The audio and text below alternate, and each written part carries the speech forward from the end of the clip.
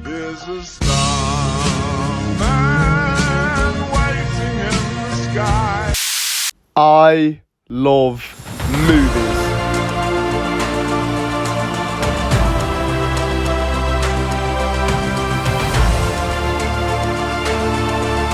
I love superhero movies, horror movies, rom-coms, thrillers, comedies, dramas, and movies that make me so depressed I feel my entire soul shatter. Listen, I'm not some snobby film critic who claims to have watched everything that's ever come out and watches films like the wine tasting. I usually like what I watch and watch what I like. I consider myself fairly cultured. I don't just watch stuff that's come out in the modern era. I like some stuff from the 20th century too.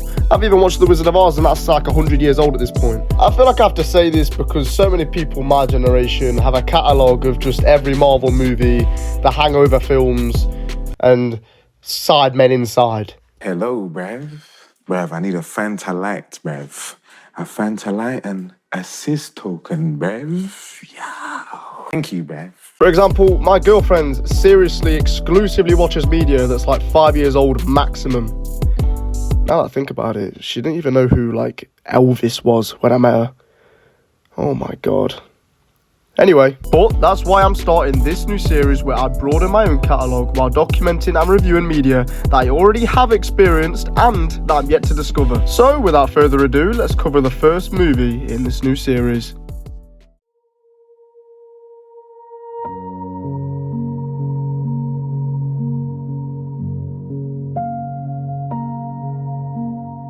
A vast landscape of eternal nothingness.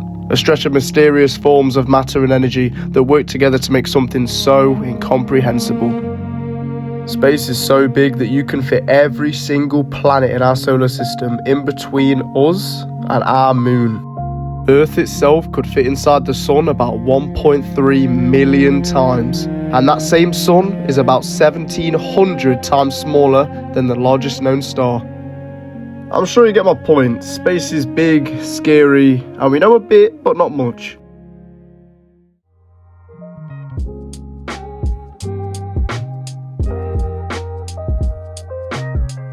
Right, now that I've set the scene, let me tell you, this is what makes Project Hail Mary so good. This movie plays off the elements of space so well, that mystery, that wonder, but also the beauty, in such a realistic and captivating way. It makes you feel alive. Seriously, this movie's a roller coaster. I was laughing 1 minute, edge of my seat the next, relieved, and then slumped in my seat with tears in my eyes a minute later. That unpredictability fits so well with the fact that if it was any one of us up there in space embarking on a terrifying journey all alone, when we also have no astronaut training, we'd be all over the place emotionally too.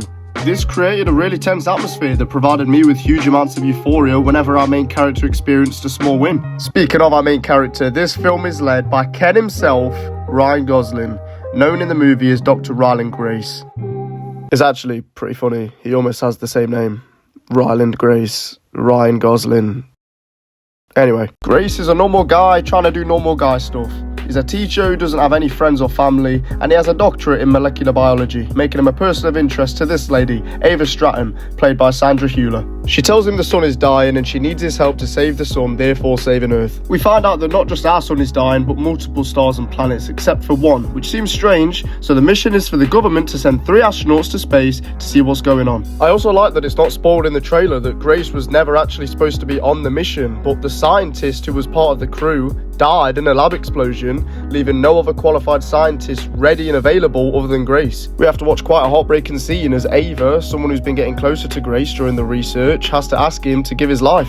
Oh yeah, we're told there's not enough fuel for a round trip, so Grace needs to find the planet, collect a sample of magic space dust, send it home while he drifts in space for another couple years until him and the other 2 crewmates run out of food.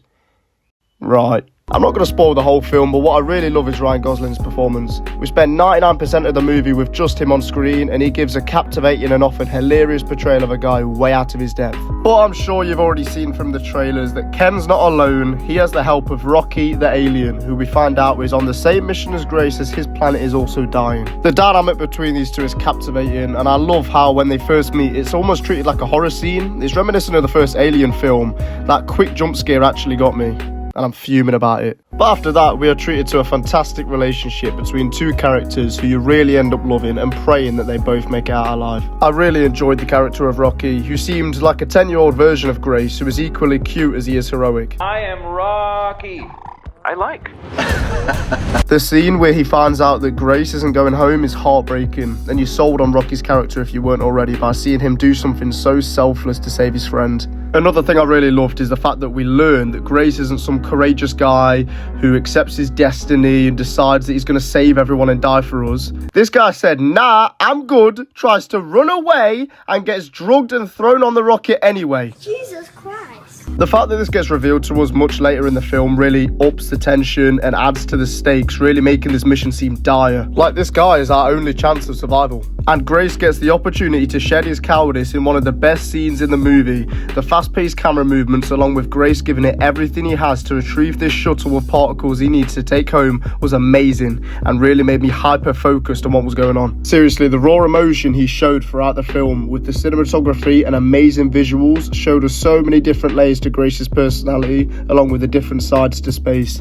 It can be terrifying and deadly one minute, but beautifully grand the next. And we don't all need to be born with super mentality to be a hero to those who need us. Do you like that? I came up with that myself.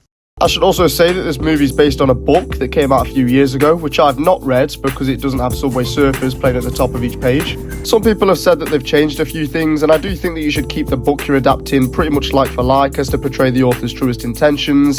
However, I don't know how deep the changes were. I was just having fun watching Space Ken play with Korg. All in all, this movie's fun. It makes your heart feel things. The comedy's good and Ryan Gosling is electrifying. I wouldn't be surprised if he goes on a successful Oscar run after this. It's very hard to act this good on your own talking to Elmo for 2.5 hours. It's a great start to this series because my totally legitimate, universally agreed score for Project Hail Mary is 9 out of 10.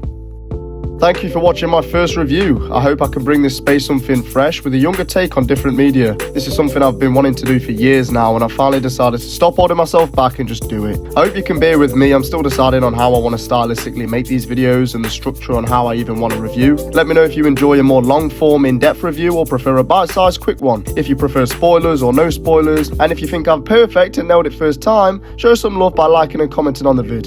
See you in the next one, guys.